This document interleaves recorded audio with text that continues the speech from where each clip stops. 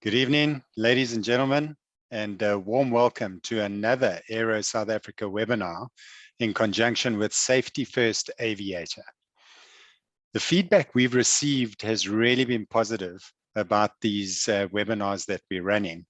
And I think it's really positive, and it's great for the speakers to get that kind of feedback because they really do put a lot of effort into this in preparing for these presentations where they can share their life experiences and their stories and all the knowledge that they've gained over many, many years with you all. So yeah, just absolutely brilliant to have such a wonderful panel on again tonight. And the one thing I must mention, which is really, really important, our last speaker for the night is going to be sharing a real life story. And it's important to share that story in terms of his thought process, the procedures he followed, and it was all there to ensure the safety of everybody on board. So don't leave. You're not allowed to leave. It's going to be really, really cool to listen to him a little bit later. The webinar tonight is addressing the next hour, digging deeper into Pilot's plan. My name is Neil Piper. I'm the head of digital marketing and content for Messi Frankfurt, South Africa, and I'll be your host tonight.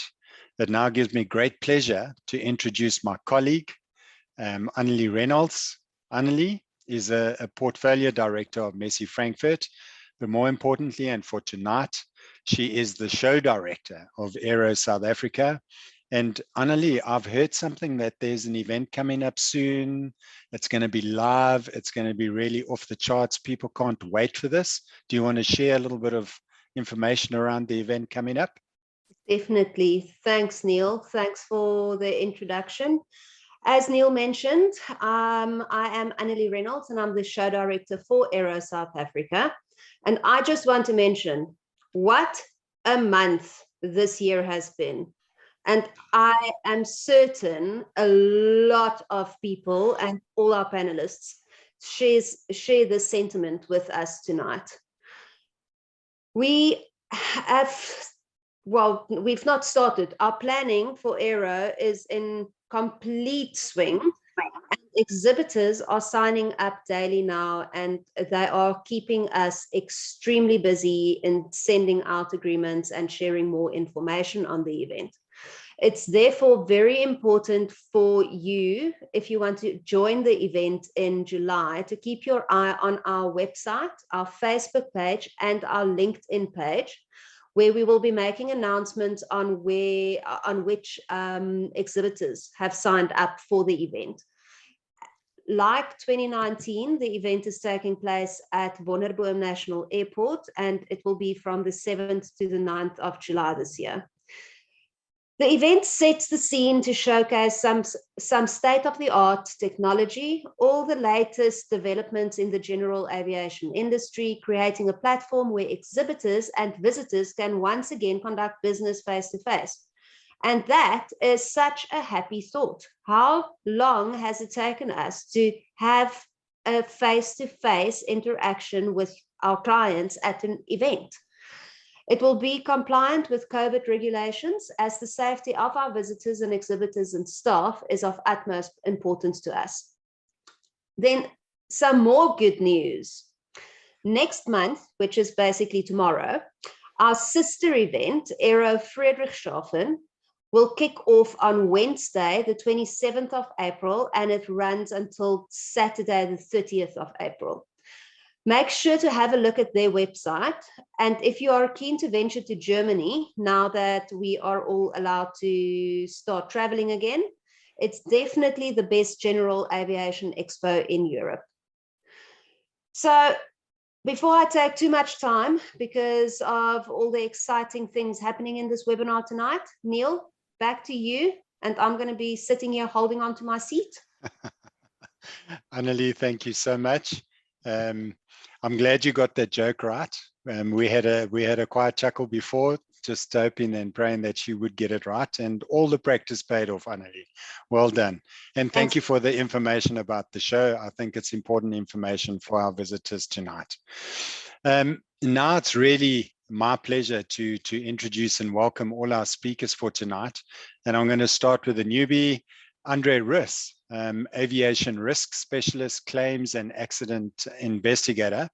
So Andre has 25 years of experience in aviation. He consults for local and international insurance companies as an aviation risk specialist, claim and accident investigator. Andre is the highest qualified air accident investigator in South Africa with a master's degree in safety and accident investigation. He is currently a PhD candidate at Cranfield in the UK on the topic of suicide by aircraft. Andre is also a published author, conference speaker, licensed pilot. He owns and operates a Pioneer 300 LSA from Morningstar Airfield in Cape Town. Andre, first and foremost, it's good to know that there are great people that live in Cape Town, specialized people. So thank you for being with us tonight. We appreciate your efforts and we look forward to the story you're going to share with us a little bit later. Next up, we've got Caroline Cole from the Essential Pilot. Caroline is a qualified commercial pilot, flight instructor, ground instructor, author, aviation blogger, and general hangar snoop. We've spoken about that before, Caroline, and I love that. I love that you describe yourself like that. She holds a BA honors in political science and international relations and came to aviation later in life, following a successful career and a really successful career, I must add, in the sport of triathlon, where she held multiple national titles and represented South Africa at the highest level. The passion and the discipline that she had for that translated into a love for general aviation and the development of female participation in the aviation sector. She is a firm believer that proper planning, self-discipline all lead to safe flying experiences. And she's a warbird fanatic. She dreams of flying inverted in her own machine one day. And when you listen to Caroline, when she talks about proper planning and self-discipline, that really shines through in everything that she says and the way she does things in life. So Caroline, welcome. Thank you for being here again. And then last but not least, Lauren Smith. Lauren's a meteorologist based in the Cape Town Weather Office, and she's got a big passion towards aviation and weather forecasting. She's been part of this campaign for over 5 years and is really, she says she's honored to be part of the team, but I think it's such an honor for us to have you as part of the team, Lauren, just to share all your expertise and knowledge. So thank you and welcome. And then just to our delegates, please can I ask that you post your questions in the Q&A tab at the bottom of your screen. We will address the questions towards the end of the webinar. And then also note that if you do want to take notes, don't worry too much. We will share a recording with you of the webinar after this. So you'll get that. You'll have the full recording that you can refer back to, which is really cool. Now, let's get started. Let's get the party going. Caroline, you are up. And thanks once again. Over to you. Thanks, Neil, and welcome to everybody, and especially all my students and everybody that made the effort to attend. We really appreciate it, and I always say, you know, even if you gain one small thing out of these presentations, you've gained one more tool for your toolbox that you didn't have before. Okay, so my presentation this evening, we're going to be looking at, are you ready for the takeoff? So last time we looked at the pre-flight, and now we're going to look more at the takeoff phase. So what do you think about before you take off? So I asked a couple of people some of the random things. Did I remove the pitot cover? That's a common one. Do my passengers look nervous? Where did I put the sick bags? Did I switch the GoPro on? Is my car locked, and where did I put the keys? Ah, the GPS is acting up. The aircraft behind me is waiting to take off. I should have cleaned that smudge off the windscreen. Does any of this sound familiar? Does to me. A lot of these things lead to loss of control, accidents on takeoff. Loss of control on takeoff. Most accidents in general aviation actually occur in the takeoff phase when it comes to loss of control. In comparison to all the other phases, takeoff is the one phase where most of these accidents occur. Oh, sorry. So why do pilots lose control on takeoff? Well, the primary reason is actually distraction. All those things that I just mentioned about that you were thinking before takeoff. In most loss of control cases on takeoff, there's a failure to promptly detect, recognize, and recover from any deviation from normal operations, because we're expecting the takeoff to go in a certain way.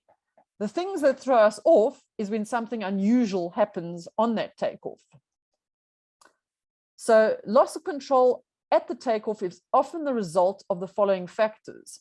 So insufficient control of the aircraft while still on the ground, incorrect rotation speed, wrong aerodynamic configurations. So perhaps we have the wrong flap setting, poor loading of the aircraft, or incorrectly securing your cargo or your bags, the crosswind exceeding pilot or aircraft capability, and incorrect aircraft attitude at the rotation and during the initial climb phase.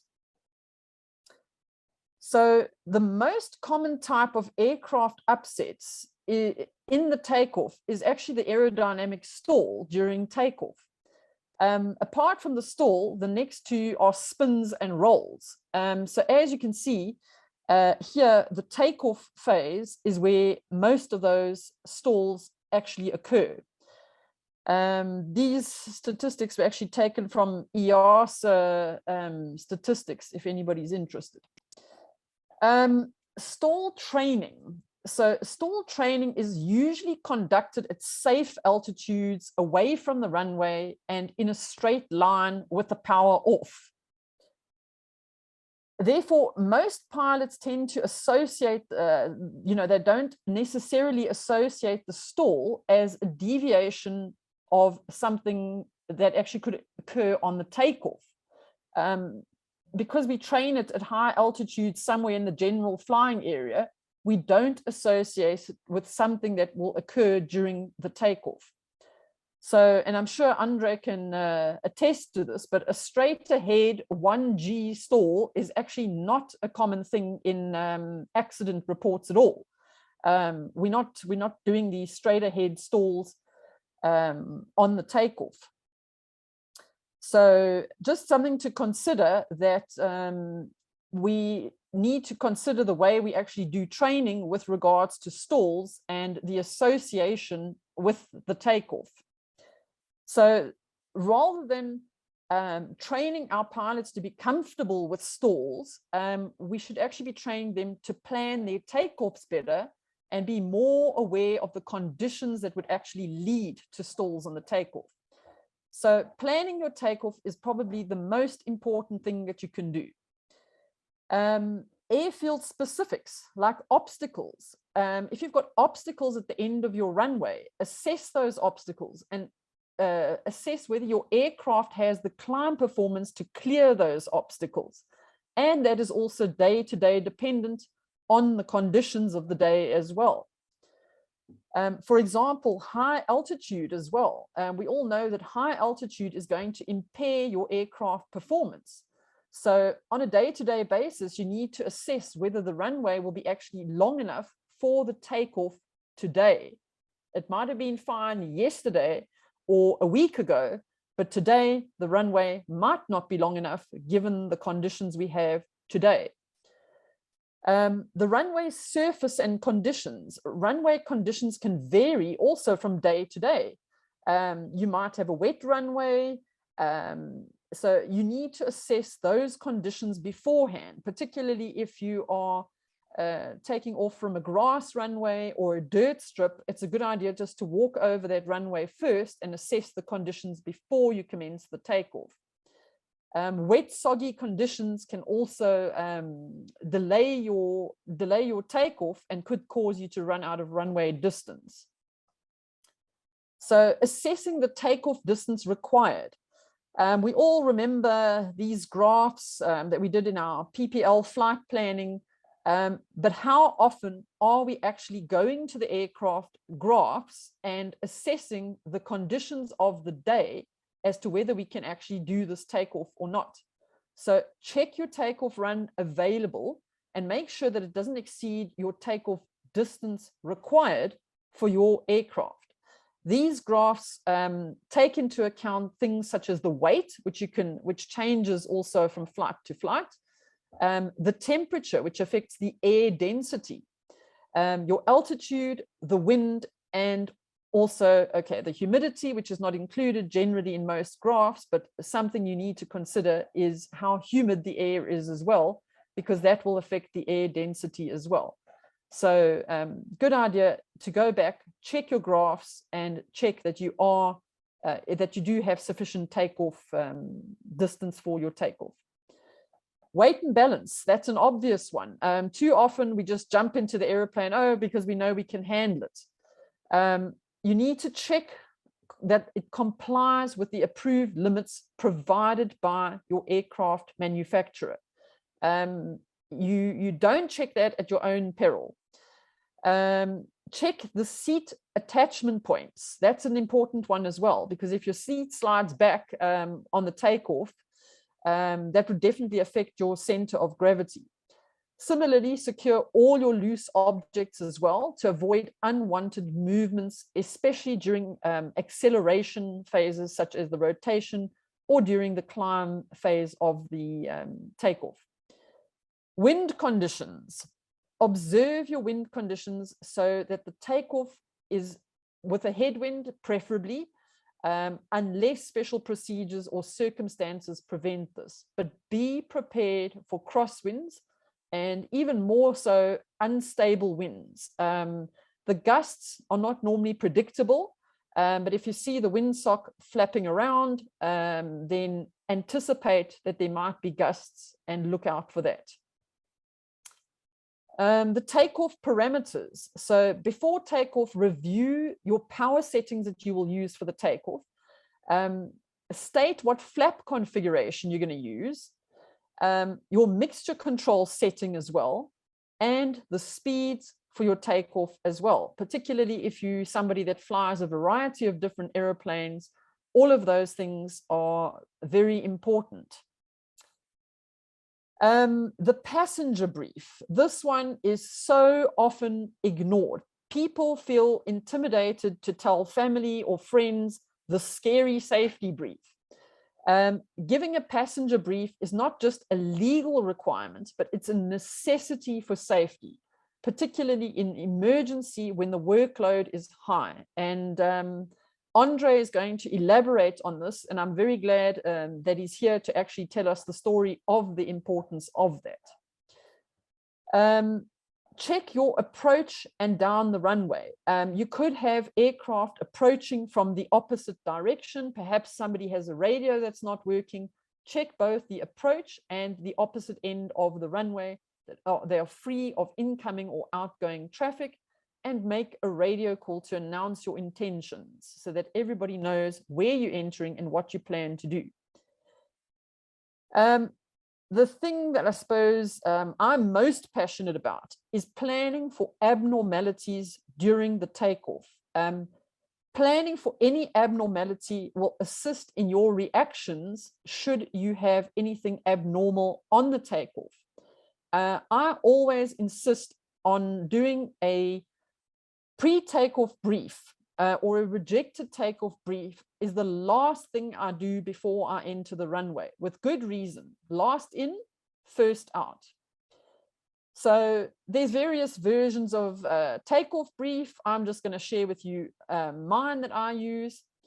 So as I said, this will increase your preparedness and your ability to manage the unexpected situations. So there's three parts to this. An abnormality before rotation.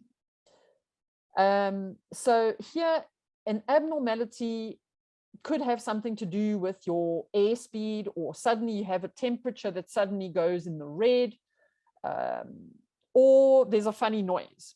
Don't ignore funny noises. Or, for example, the aircraft is just sluggish and it's not accelerating quite like it normally does. Any abnormalities before rotation, close the throttle, apply the brakes, and vacate the runway. Don't try and assess the situation on the move. Rather just close the throttle, stop, and assess it afterwards. The second one, any abnormality after rotation with sufficient runway. So now you're airborne, but you have sufficient runway to land back on. Lower the nose, close the throttle, apply flaps as required, land back on the runway, and apply brakes and get yourself off the runway. The last one, any abnormality after rotation with insufficient runway. So here's the scary one. Here, the first thing we want to focus on is lowering the nose for the best glide speed. It's not a question of looking for an area to land, because it's the speed that is going to get you into trouble and get you into that stall. So first focus on your speed, which should be the best glide speed. State your best glide speed. So every time you fly, state your glide speed so that it becomes habit, and it'll kick in immediately if something happens, and trim it for that.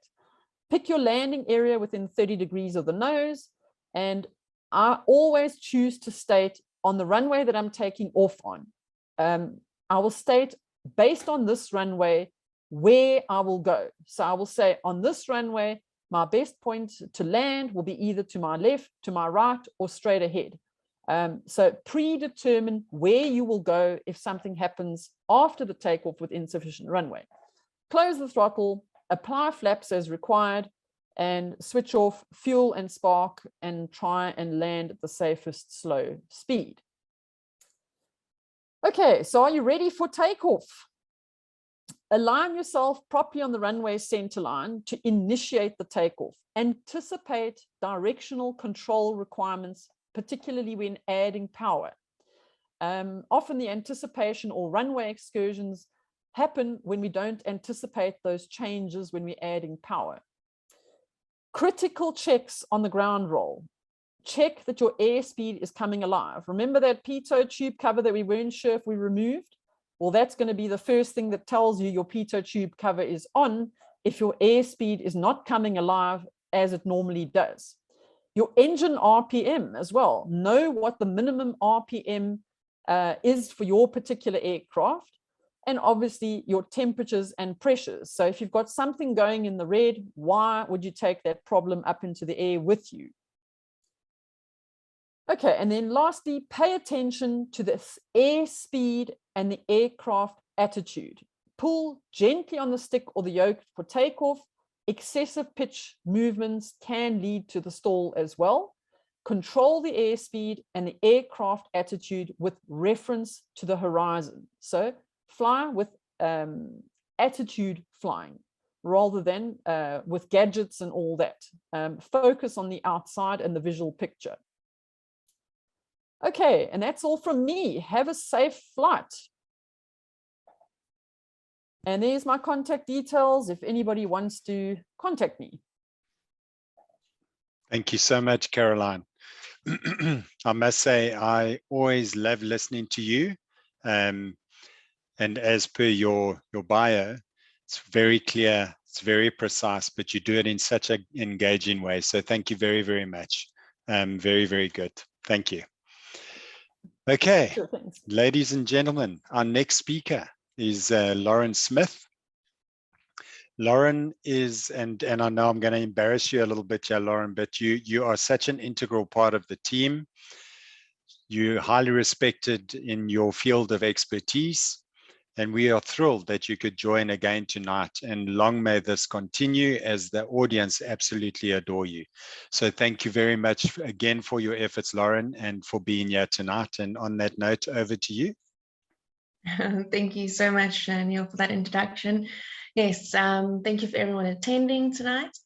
I'm going to share my screen.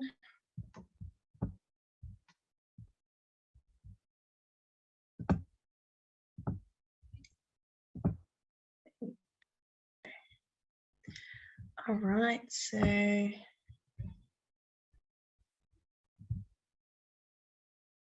okay. I'm going to talk with you guys tonight about IMC into VMC. So what is the difference? So we start with what it means. So IMC is your instrument meteorological conditions, and then your VMC is your visual met conditions. So when is it the other and when is it the other one? So basically, this acronym combines 3 parameters. All right, so it then comprises of your visibility, your distance from cloud, and your distance from your ceiling. Okay, so it's your less minima. So of your visual met conditions. So when these conditions or this minima requirements deteriorate, then it becomes IMC, when you have to then switch from your visual flight rules to your instrument flight rules. Okay, so what is your visual flight rules? As you guys can see in the diagram at the bottom, it is if you are flying at 3,000 feet and above, then your horizontal visibility needs to be 1,500 kilometers. Sorry, your width from your cloud rather, and then you need to be 1,000 feet vertically from your ceiling. And then your visibility needs to be 8 kilometers or 10,000 feet above, and 8 kilometers if you are, above 10,000 feet. So when you are flying then below 3,000 feet or 10,000 feet above terrain, you have then a clear of your cloud, and your sight has to be clear, so you have to be able to see your surface, and your visibility needs to be 5 kilometers.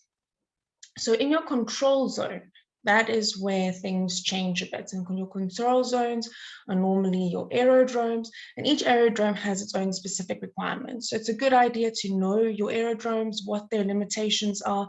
For example, which carry which type of CAT instruments. So you've got OR with the CAT 3, I think, and or is it the other way around? And then Cape Town, which should be CAT 1. But know that, and then you will be able to then know that when you go into your control zone, what are the limitations.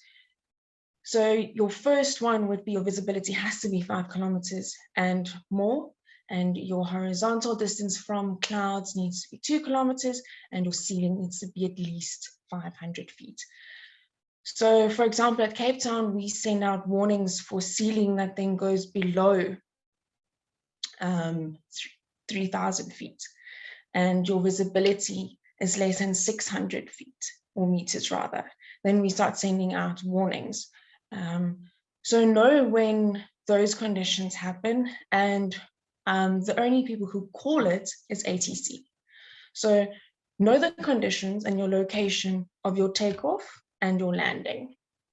Know the limitations of the viz and your cloud and your ceiling. So when does it normally happen? It is then when you have poor visibility is the most general, because then you have obviously your clouds also touching ground. Low visibility procedures do exist for your support, and it's necessary to also know your transition procedures from visual to instrument, and it then also prevents and helps you from one runway exclusion or inclusions. So some tips of how to get out or how to handle foggy conditions, for example, or VMC conditions, is to go through a taxi briefing, as Caroline said and mentioned.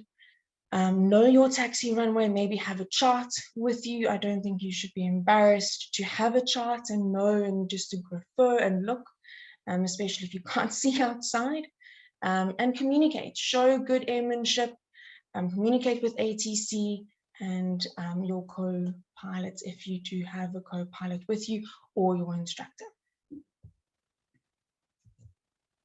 Okay, so what are VMC and IMC conditions? So it is when certain viz and cloud base, as I've said, and cloud cover breach a certain criteria. So when the metas are written, this is then the criteria what they use. So it is then when the amount of your cloud layer, is below 450 meters. So that's 1,500 feet. So when your conditions go from scattered to less than, so it becomes either broken or overcast. And that is when your first species criteria will be met. Or broken to overcast. So it either deteriorates or it becomes better really quickly. So it either will go from an overcast to a scattered, but your cloud base has to lift at least with 1,500 feet. Okay, because why? Because your 1,500 feet is one of your visual flight rules criteria.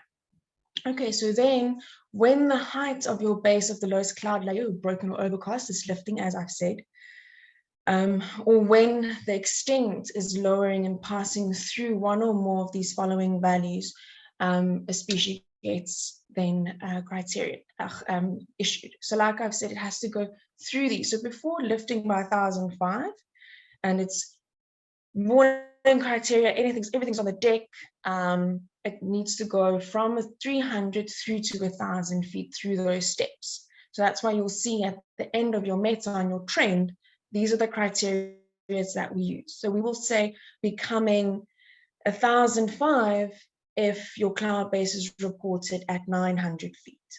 So that's then becoming, so it's becoming better. And then the other way around if it's deteriorating. Also, so when the sky is obscured and the vertical visibility is improving and goes to or through when your vertical visibility is then deteriorating. So there again, it has to go from 300 meters and then up through those scales. So that's how the trends work, which will then give you then the closest to the actuals and of the weather conditions that are currently happening at your aerodrome. So it's good to know which aerodromes actually do issue trains. Okay, so bit of an example here with that in-between weather of when does it occur? When's it that starting a moment of going from VMC to IMC? So at the top there, there requires a change in your runways in use, so due to significant wind changes, and indicate that the runway tailwind and crosswind components have changed. That's also a species criteria that happens. So we do also check for wind conditions. It's not just your viz and your cloud that you need to keep an eye on with your metas. And that's also why we give you the wind and those parameters in a meta. So for example, if we look then at the TAF of OR, the starting conditions is a broken layer at 3,000 feet. So that's fairly low. So that could be something like stratocumulus because it's broken. So immediately you should think of a flat layer of actually stratiform cloud because it's broken and it's quite a low level base. Then we've got in that afternoon period 30% chance of a temporary change between that 1300 Zulu and 2100 Zulu. We have then that opportunity for some CB development, also cloud bases at 3,000 feet. So there, automatically, we can now deduce that, okay, we can have embedded CVs. So it's going to be hard to be able to see the cells in between. And then we have, then they're not too severe yet because we have a light TSRA that minus then indicates that light. So then our conditions change and it becomes CAVOC, and now we've got that low cloud starting to roll in. So the conditions are already at broken 3. So normally the question is, do I still have enough time before those CBs develop? Do I have enough time in between to get to Tambu or to fly out? So those are the type of questions that you need to ask yourself is, if you can see that picture and be able to then deduce, okay, is this IMC or VMC? Or am I then after the CAVOC condition? I know it's at night, but if it was during the afternoon again, for example, and you're coming in late afternoon with that fog then rolling in, do you have enough time? Is that an hour or 2 hours enough for you to be able to go and make that transition between the two? So where do you find your observations? On the website, South African Weather Service Aviation website, under observation tab, so it's the third from the top. So you can see there's color-coded METARs. I'm not going to read all of it, but I've highlighted some of my favorites. And so the colored METARs, all the, let's say, significant changes will be in color, and it pops out at you, which is quite fancy. And if you hover over the words or the symbols, it actually then decodes it for you. So you'll be able to then read exactly what it means. We have radar. There's the radar images. You'll be able to find your 50 kilometer and your 75 radius as well.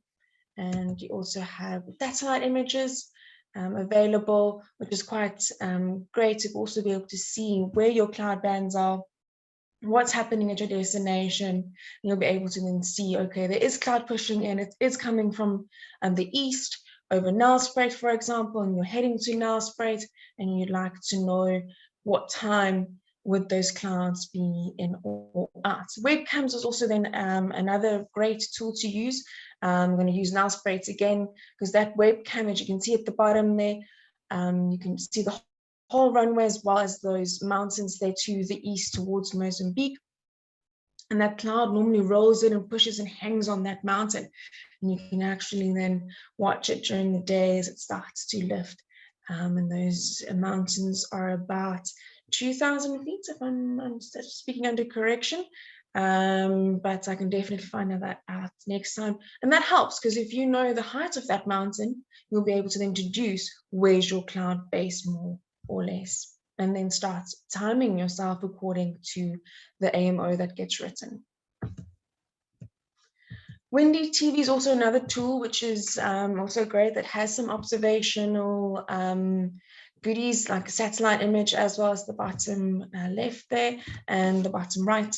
You've got a visual satellite as well as IR imagery. The difference is that one uses temperature, so you'll be able to look at the one on the right, the bottom, after sunset, just after sunset, to be able to see where those clouds are pushing in. And the whiter they are, the more ice they hold, because they are colder, so then directly they are higher. So you'll be able to then kind of deduce also of this mid-level cloud, low-level cloud, high-level cloud.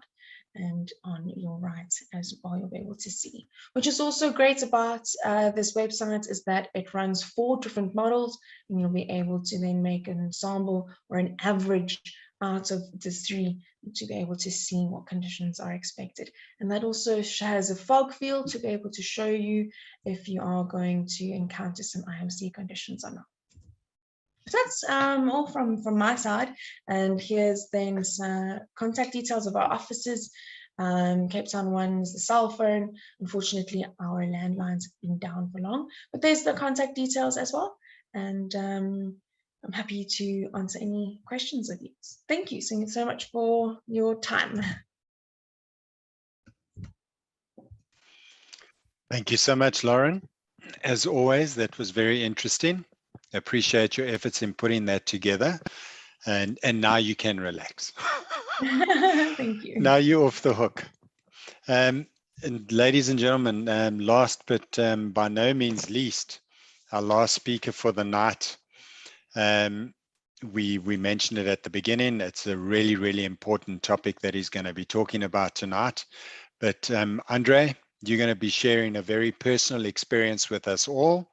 And I'm looking forward to seeing that and to listen to your story. So thank you very much for being on tonight, and over to you. All right. Yes, thank you. Thank you, everybody. Thank you for this opportunity. I've been all about aviation safety for pretty much most of my life. And I've never really had to deal with an emergency in flight myself, except the odd bee I had to fight off in the cockpit. But otherwise, you know, this is a very real incident. So I'm going to share a video with you. It's only 3 minutes. But before I share the video, let me just give you some background. So my sister is an empty nester, and she's now in the phase of life where she wants to do all the things that she's never done before. And one of it is flying with a brother. She's never flown any aircraft whatsoever. So yes, the first thing was, so we went off from Morningstar, and I'm going to share a video of what happened, unfortunately, with the very first flight. But before I share the video, let me just give you some background. So we did have an engine failure. We lost cylinder number 2 and 4. The video won't show it, but there was a tremendous vibration in the aircraft, which was something that put me off quite a bit because I wasn't sure what it was, and I actually didn't realize at the time that I've lost two of the cylinders. The audio that you hear comes from the radio that's connected to the GoPro, so you don't hear a lot of the outside audio, but I did connect some of that at the time where the engine failed, so you can hear that. So yeah, I'm gonna try and hopefully share. I'm so nervous about sharing screens because I have always had problems, so let me see if today is going to be a good day to me. So I'm going to share the video, 3.5 minutes, and then I'll talk you through the most important things that I've learned during this time. Obviously, we're both safe. The aircraft is safe, no damage or anything, but it was quite a hectic experience for us. So let's see if this works. Okay. So let me share. Do that.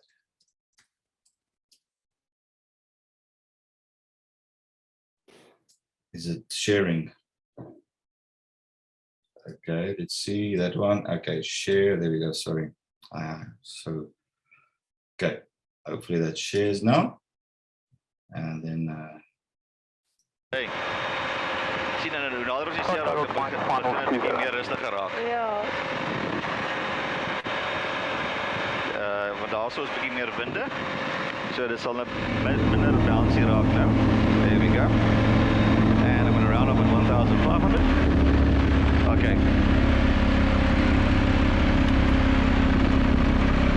India Charlie Victor. Mayday, mayday, mayday. Returning to the field. Lost the engine. That's okay. Charlie Victor, Juliet, Golf Juliet. All good? How's it? What's your position? Juliet, Golf Juliet, 1,500 feet on the deck. India Charlie Victor's mayday, mayday, mayday. Lost the engine. Returning to the field for a direct in.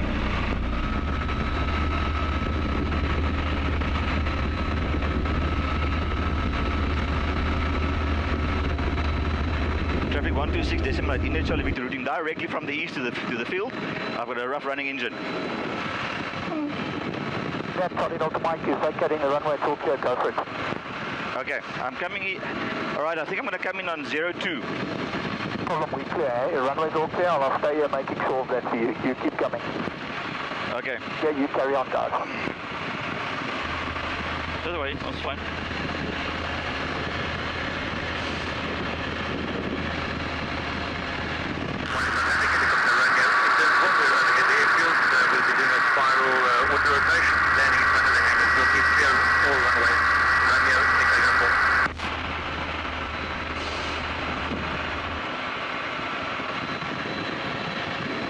The left-hand downwind, runway 20, emergency landing. Well, hit guys, the runway clear for you. Thank you. Sit percent. Oh, no, it's okay, dude. Yeah, it's fine, worry.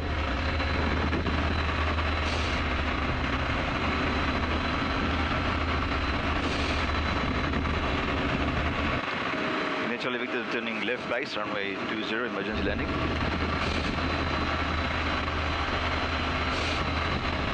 Okay, flaps 10 degrees. Just short final. Okay. Oh, this is fine. Okay. Yeah, all yours.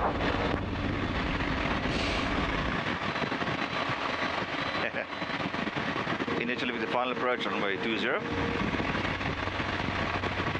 Kijk, zwak, bouwen. Beetje side slippen. Okay.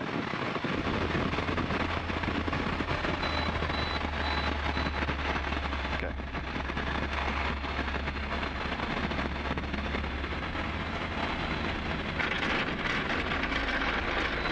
Juliet Golf Juliet descending on the dead side of 20. Okay, initially with the safety on the ground. Gus, well done.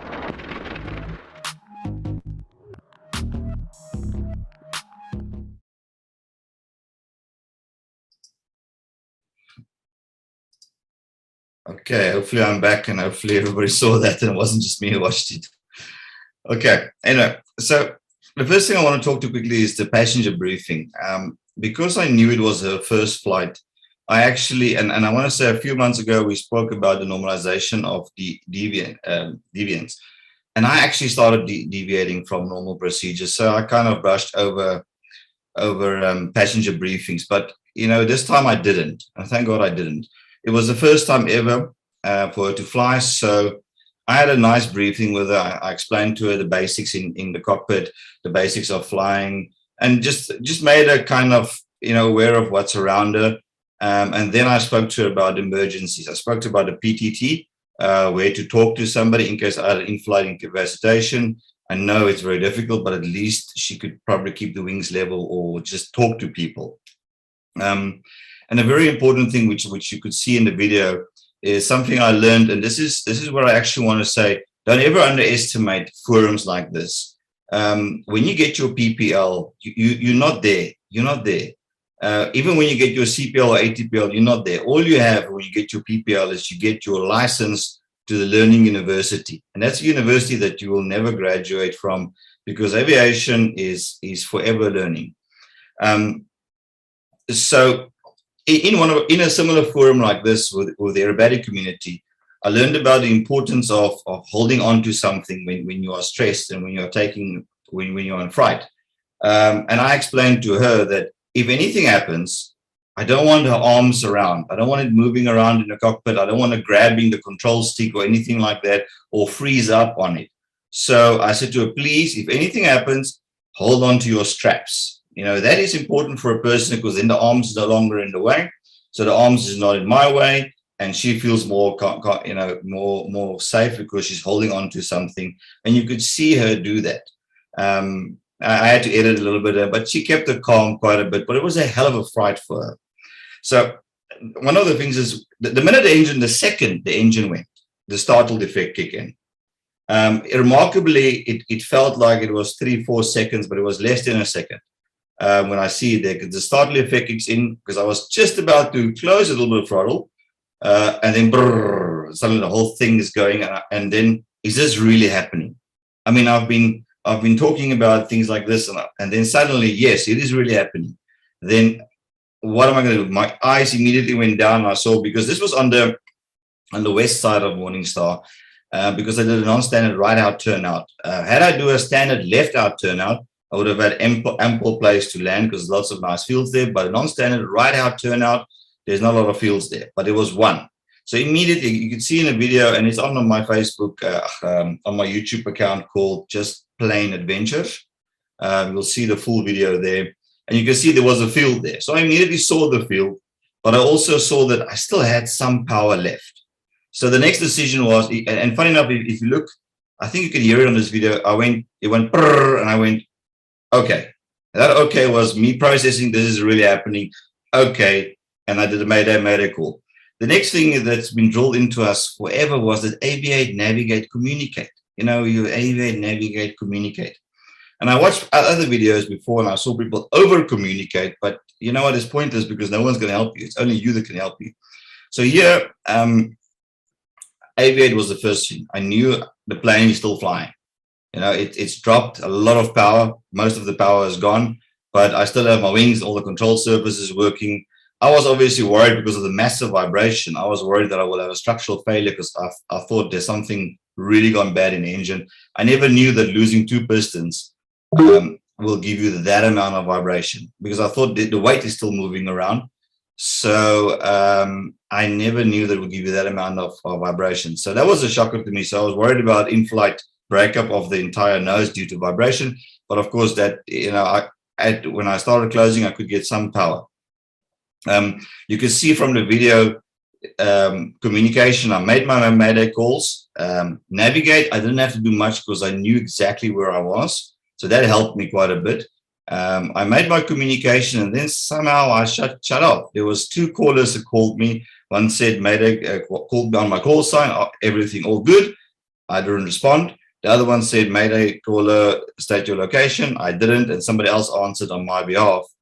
And then I made mistakes, little mistakes, like I was east of the field, not approaching the field from the east. And I was aiming for 0.2, but when I got there, I still had enough altitude to make 2.0, which was an upwind landing. But I said 0.2, you know, but those are small mistakes. The big mistake for me, the big thing for me was controlling the airplane. So I always value practical, but practical experience, I thought, is by far better than theory. But the reality is, I've never had, you know, besides what we do in training, I've never had a practical experience like this. And the first thing that came to mind was, remarkably, all the theory. So when we attend forums like this, and we listen to speakers, and we talk to other pilots, older and more experienced, or even in a social environment, it's the learning university. We keep on learning. And for me, the theory was remarkable. I knew a whole bunch of things. I knew my speed 55. I could actually maintain a speed slightly above 55, and I could maintain some altitude. And I felt like, okay, I'm not going to put the perfectly good airplane, well, not perfectly good airplane, but it's still flying, and I still have some altitude, the chances of, and then I go back to theory. I've studied hundreds and thousands of accidents, not hundreds and thousands, but hundreds or thousands. And if you go down in the field, you could have a nose over. If you have a nose over, the vertical stabilizer is not strong enough because your head's close to the cockpit, to the canopy. We might have some head injuries because we're not flying with helmets. So if I can avoid going into the field, I would rather try and make it back to my landing strip. That was all theory. There's a whole lot of other theory that kicked in.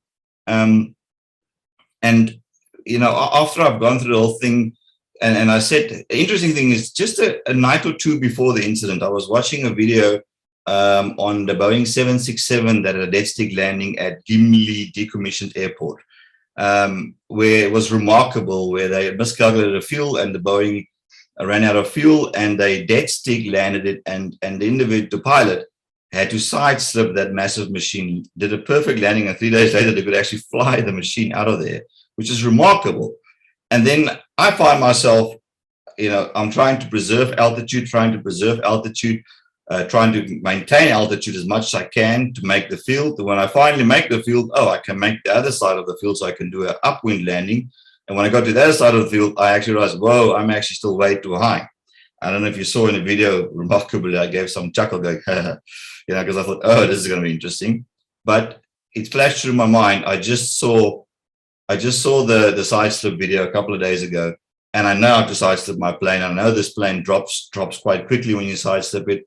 So again, something I saw, something that just sits in the back of my mind, came to mind immediately when I needed it, and I side slipped the airplane because there's not enough power to do a go around, and I don't want to land deep and run off the runway. You know, so I've now got it. So again, that's something I saw, and it came in valuable for me. I think the most important thing, you know, I never see myself as a good pilot or anything. I think we're all learning. I'm at the moment busy learning aerobatics. I think a week ago, my first flight where I actually did not throw up. I normally throw up afterwards, but it's consistently learning, because it's energy management. I want to learn more and more, and I want to say to everybody, you know, my friends say, "Oh, you kept so calm." And I didn't really, because I can see myself, I'm sweating a little bit, and I go, yeah, you know, I'm nervous, you can see it, but I am calm because I have to be calm for my sister. And I also know that, you know, I can do this. we still have time. Now, our theme is the next hour, but sometimes we have minutes. And I'll tell you, if you have 1 minute, it's better than only have 3 or 4 seconds. If you have an engine failure after takeoff, if you don't lower your nose within 4 seconds, by the 5th second, you will stall the aircraft. You'll go to the left, you'll hit the ground inverted about a 60-degree bank angle, 60-degree impact angle. So these things are, those are seconds, but I had minutes. And you know what, from the minute it happened till we landed, 3 minutes and 30 seconds, but it felt like an eternity. So when we have minutes, you know what, we aviators, we in control of that thing. And again, what was it? Was Bob Hoover that said it? And that also was so important for me. Fly the machine as far or as deep into the accident as possible. Fly it as long as you can, because loss of control in flight is the biggest reason for fatalities in aviation. Loss of control, be it on landing phase, takeoff phase, but loss of control, because when you lose control, you have a very hard impact. So I knew that as long as I can maintain control, even if we have to then go down into a field, I can slow the plane down as much as possible. But everything to me was about maintaining, aviate, navigate, communicate, maintaining control of the aircraft. It was a heck of an experience. My sister, it's gonna take me a while to get her to fly with me again. But yeah, I'm sure she will. I'm thankful that my training in all the years have gone well. I'm thankful that it went well, and I'm thankful that I can share this this experience with all of you. After years of studying safety, preaching about safety, talking about safety, analyzing safety, and then suddenly you've got this. Everything is just the whole thing is vibrating, and oh my word, this is actually really happening. I'm thankful actually that I had the experience, and I believe I've gained. I should lock the flight in my logbook as 500 hours, because I believe I've gained some experience. So yeah, thank you for letting me share this experience with you. If you want to see the video again, it's on my YouTube channel. I think it's called. I told you before, it's called Just Plain Adventures, and you'll find it there. I'm happy to answer any questions now. Thank you, everybody, for your time.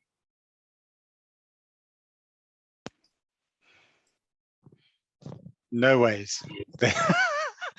And like you said, okay, in your mind, you said that, but for me, there are just a few things that I need to just mention here that I took away. The one thing you said, you're forever learning. I think that's why everybody's on the call tonight. If we can share our knowledge in any way to anybody that's prepared to listen, it's going to save lives. So thank you for sharing your story, Andre.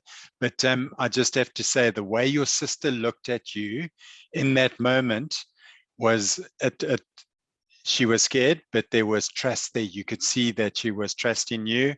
And then just the brotherly love that you could see coming from you towards her, and the way you calmed her down and you kept reassuring her, not overly, but it was just, it was amazing to see. And you answered the question that I wanted to ask, just about if she's been up. I'm sure she will in time. But I'm sure there's so many questions that people have got to ask. So on that note, just again, Andre, thank you so much. But Quibus, I'm going to hand over to you now so that you can pose those questions that everybody's dying to ask. Thank you, Neil. Just to make sure, what is that? That's a new language in the pre-COVID thing. Can you hear me? There were quite a lot of comments as well, so I'll go through very quickly. We have 7 seconds to go. Seth made a few quick comments. Firstly, congratulations, presenters. That's so great. That's for me so nice to sit back and relax and watch people that know what they're talking about. So Seth mentioned a few things. Caroline, for instance, when you're talking about the issues during takeoff, he mentioned rejected takeoffs. Yes, for sure. That can lead to ground collisions. That's also sure. And then he mentioned about overspeed warning. Well, I suppose it depends on the type. You get an overspeed warning, it's a good thing, but there are very few. I think Boeing and Airbus maybe. But thanks for all your comments. Then also Grademan Cormo, Caroline, I think is one of your students. He said, thanks, my captain. So I just mentioned that as well. A question that came from Seth was, okay, what does it mean? It means many things, but bottom line, Seth, as I mentioned there, it's the boss of aviation. It's the International Civil Aviation Organization. So they're the big boss of aviation. They depict the rules and regulations. Our own regulator has to abide by their rules and regulations. If I'm not mistaken, there's something like 193 different states that partake into AERO. A good question for you to go and do some homework. If you can't get it, Google, man, Google Doctor will tell you. They also have 6 different languages, which they call, the English is also French and all that, and Arabic. 6 official, that's the word I was looking, 6 official languages, of which unfortunately Afrikaans and Zulu is not, they're not there.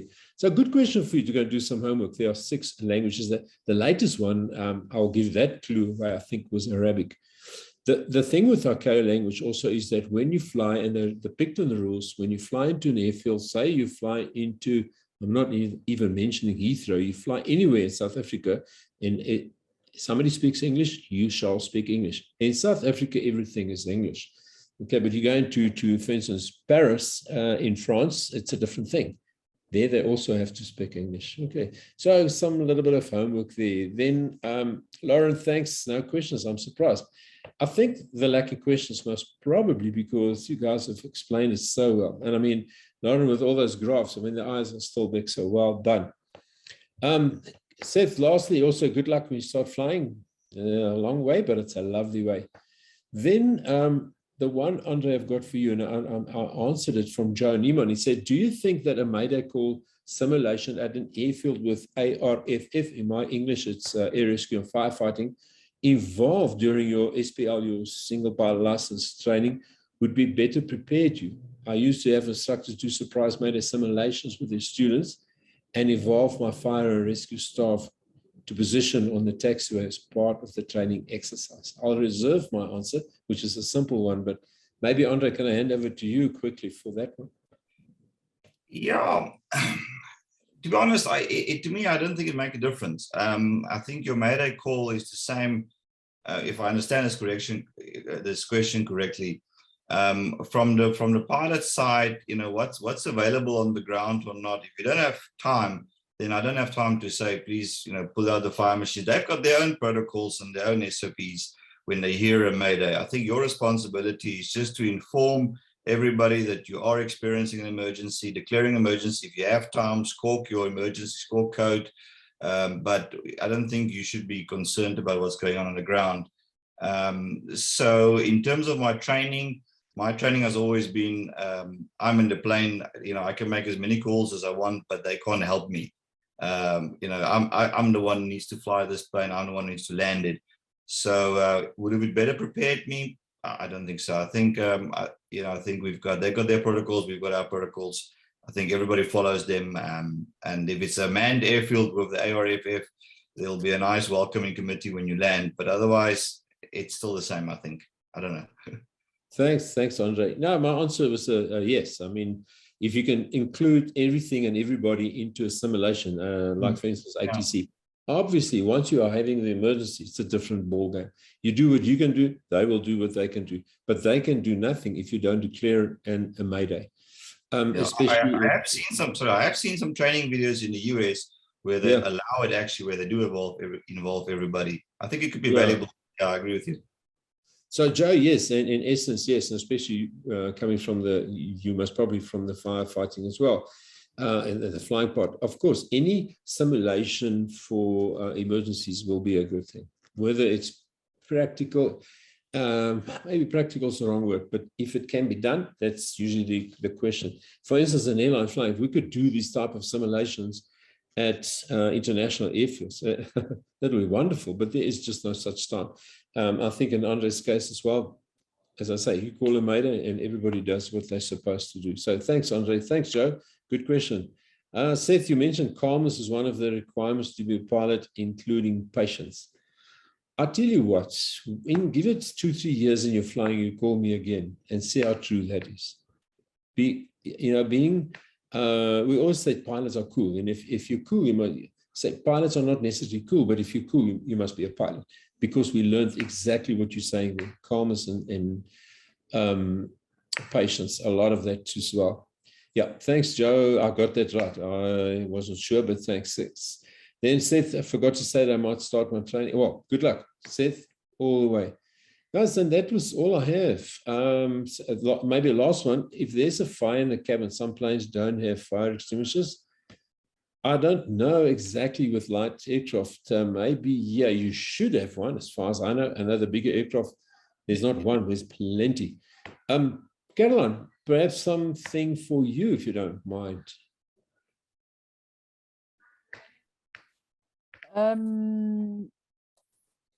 Yes, Cobus. All light aircraft are actually required to carry a fire extinguisher on board. And added to that, it's also important to, as part of your passenger brief, just to show your passengers where that fire extinguisher is and how to operate it as well. Because as you can see, the pilot usually has their hands full. And if you do need that fire extinguisher, it would be good to utilize your resources in the cockpit, which is actually your passengers, to help you with that. Thanks, Caroline. Yes, of course, handle with care. But I thought there was some legislation that you should have one, but that's something we can have a look at. But Seth, I'm sure, yes, that is definitely the bigger the aircraft, for sure you have firefighting or extinguishers in the cockpit. Then the last one, Casey, thanks. Another point to take away from the emergency is that if you are in the air and another pilot calls a mayday, avoid making any unnecessary radio calls that increases workload for the pilot. Thank you very much. 1215, thanks and good day. Of course, a very valid point, Casey. We find a lot of times somebody calls a mayday. Now, it doesn't work so at unmanned or smaller airfields, but for instance, in a bigger airfields, international airports, the nice thing is if you call a mayday, you get that frequency. They'll direct the other aircraft to other frequencies. But in hard life here, in general aviation, obviously not everybody, that's not always a possibility. So if somebody calls a mayday, just maybe stay clear and keep quiet. And don't clutter the radio. Andre, I think that helped you as well, because there were a lot of guys still talking, so maybe that didn't help you much. You mentioned you didn't hear them calling you, and this is exactly, I think, what Casey alludes to, is it becomes distractions. You already got so much to do. And of course, the other guys have to call, but everybody just stays clear. I think it will make it so much easier. I think, I don't know, there's still some more. We got another 7 seconds there. Neil, we got here. Malcolm says, thanks, Andre. It must have been a close call on whether to switch off the engine when you experience excessive vibration to prevent a structural failure and change to a glide approach. Yes, Andre, I'm not going to answer that. I'm just glad it wasn't me.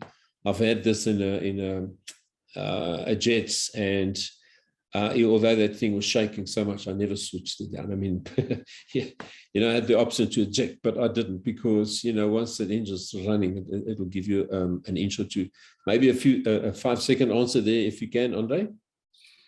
Yeah, absolutely. It was one of my considerations, but when I closed the throttle, I got some stability. So what happened is I lost 2 cylinders, but at very low power settings, they were actually firing again.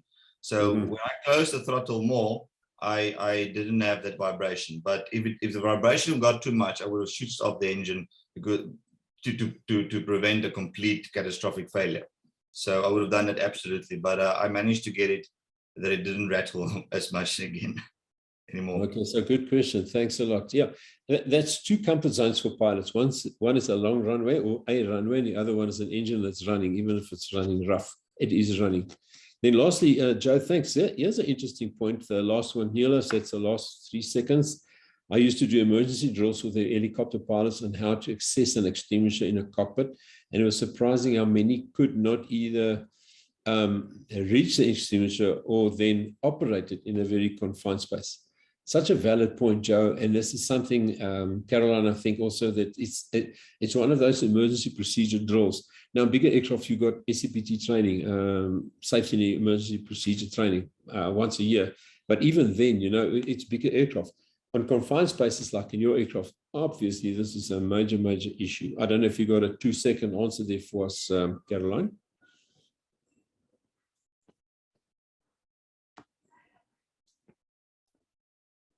Maybe yes, Cobus. Yeah. Yes. Thank you. Definitely, I think it's definitely a part of the in-cockpit emergency training, is exactly how to use a fire extinguisher in a confined space of a small cockpit. Yeah, so definitely something that needs to be incorporated in training. Thank you. Thanks. Thanks for those good questions and especially remarks. And thanks to the presenters. It's lovely done. To close, I think we must do it on a lighter note. Carl Jens always says, you know, so in the event you don't know how to operate the extinguisher, open the canopy, phone Lauren, find out where there's a rainstorm, and go and fly into it. That's a joke, of course. Guys, thanks so much. Take care. Neil, thanks. Over to you. Thank you so much, Cobus. And yeah, just to all our speakers again, Caroline, Andre, Lauren, thank you for all your efforts in preparing for tonight and sharing all of your knowledge. And it's really just about keeping everybody safe and being better prepared, and also just with a little bit of introspection. And then just to all the delegates, thank you for joining us again. If you haven't attended our previous webinars and you're interested in some of that content, please head to aerosouthafrica.co.za to view all past previous webinars. The recordings are there. So thank you, everybody. Enjoy the rest of your night, and we'll see you again soon.